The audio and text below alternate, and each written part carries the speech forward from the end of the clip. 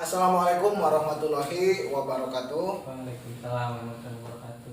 Baik, di sini saya akan menjelaskan tentang renang gaya punggung. Nah, jadi untuk gaya punggung ini bisa adik-adik dipraktekkan. Jadi untuk si kakinya itu harus selalu gerak, gitu. Harus selalu gerak. Jadi jangan diam gitu, jangan si tangannya doang gitu yang kayak gini, yang ke belakang. Jadi tangan mohon maaf, jadi kaki tangan itu bergerak semua, jadi harus gerak terus, dan si tangannya itu harus terus ngedayung ya, kayak gitu. Mungkin kurang lebihnya kayak gini.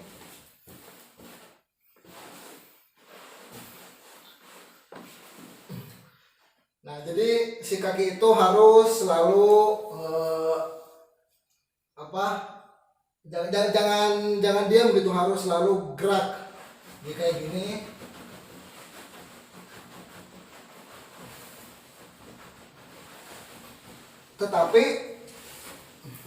Tetapi untuk tangannya ini harus ke belakang gini, jangan ke pinggir, karena tadi saya itu mempraktekannya di kasur, bukan langsung di air, jadi agak susah. Mungkin ada agak sedikit gambaran ya, jadi ke belakang gitu ini. Dan si posisi wajah harus selalu di lihat ke atas, jangan kayak gini, jangan.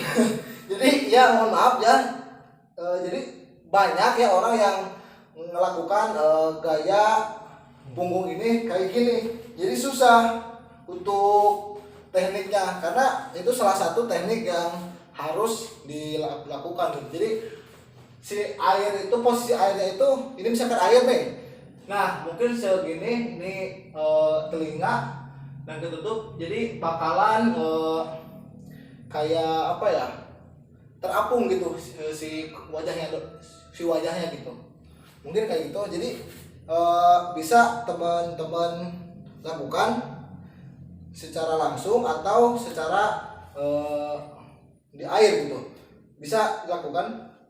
Siapa? Ya, silakan. Mungkin bisa dicoba aja dulu.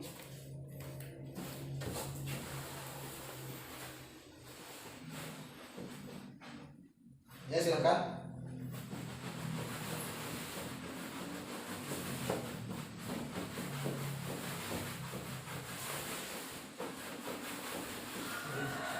Ya, sudah.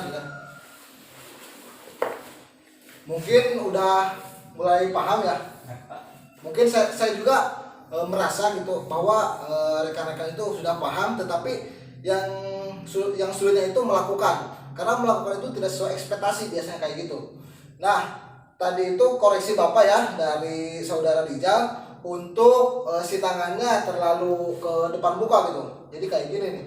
Dan si tangannya itu kalau bahasa Sundanya peot, tidak geras gitu kan, jadi harus selalu geras gitu kalau bahasa Sundanya, biar enak gitu kan.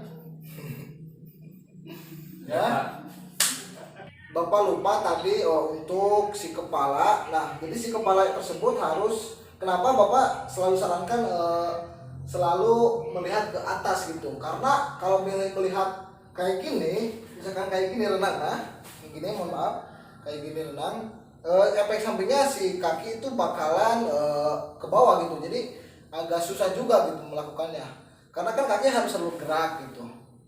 Mungkin seperti itu kurang lebihnya. Jadi untuk selanjutnya bisa dilakukan secara langsung di air, di kolam ya, atau di daratan. Mungkin kalau misalkan seperti ini itu simulasi, tapi untuk di air itu biasanya suka banyak yang tenggelam gitu, karena susah yang melakukan. Biasanya kayak gitu sih yang Bapak alami gitu. Mungkin selanjutnya sesi tanya jawab ya. Silakan, mungkin ada yang belum paham atau kurang jelas dengan materi renang gaya punggung ini, silakan. Ada apa, saya mau bertanya. Ya, Ketika kita melakukan gaya punggung, yang saya alami pribadi, kenapa selalu tenggelam gitu Pak, jadi tidak mengapung, tidak sejajar. Ya mohon maaf deh, memotong ya. Ya Pak. Untuk tenggelamnya itu maksudnya semua badan apa cuma kaki dan doang atau gimana maksudnya? Jadi yang pertama itu kaki tidak sejajar ya, Ya. jadi tenggelam kaki, dan si wajah juga ikut turun gitu Oh, Pak. ya. Jadi gitu. Nah, Itu bagaimana? mungkin Bapak jawab ya. Untuk ini kan sudah Bapak tadi jelaskan, itu mungkin faktor dari kepala yang kayak gini, itu bakalan efek sampingnya si kaki tersebut bakalan turun. Ya, kecuali kalau misalkan si kakinya itu lebih kencang, tapi kan tidak mungkin. Di air kan berat juga gitu untuk ngedayungnya. Nah, mungkin itu. Dan untuk kepala tadi gimana? Untuk Ya, kepala? sama gitu juga ikut tenggelam gitu Pak. Jadi tidak ini. Tapi itu untuk kepala tenggelamnya itu menurut saya pribadi seumur umur nggak pernah tenggelam renang kalau misalkan prakteknya itu benar, mungkin kayak gitu. Kalau misalkan prakteknya itu benar, saya jamin insya Allah tidak ada kendala apapun, kecuali itu bukan melanggar ya, kurang ya, tidak sesuai praktek gitu, cuma teorinya doang. Nah, jadi si kepala tersebut terlalu nenggak, kalau bahasa halusnya gitu, terlalu nenggak kayak gini, jadi si airnya itu bakalan bukan si air, jadi si kepala tersebut bakalan masuk ke air, dan itu bakalan terjadi masuknya air ke dalam hidung. Nah, itu biasanya sangatlah menyengat gitu ke hidung-hidung, jadi mungkin kayak gitu. Dan ada juga Pak, Ya. mohon maaf saya potong, ada pertanyaan lagi, ketika bagaimana caranya supaya kaki kita tidak merasa pegal ketika melakukan gerakan gaya punggung. Soalnya saya suka merasa kalau ini suka kram kaki gitu. Gimana itu? Untuk direnang ya, mungkin perlu yang namanya statis atau dinamis. Harus pemanasan dengan baik, dan pemanasan sebelum pertanyaan pasti dulu lah teman-teman. Nah, jadi untuk teknik itu mungkin haruslah dengan benar. Karena apa? Karena teknik di semua yang di dalam renang maupun kupu-kupu, gaya bebas, gaya dada dan sebagainya gitu, harus melakukan pemanasan dengan baik, pasif, statis, dinamis itu harus bagus. Karena apa? Karena kalau misalkan tidak melakukan seperti itu, bakalan yang namanya kram otot, itu bakalan terjadi tenggelam.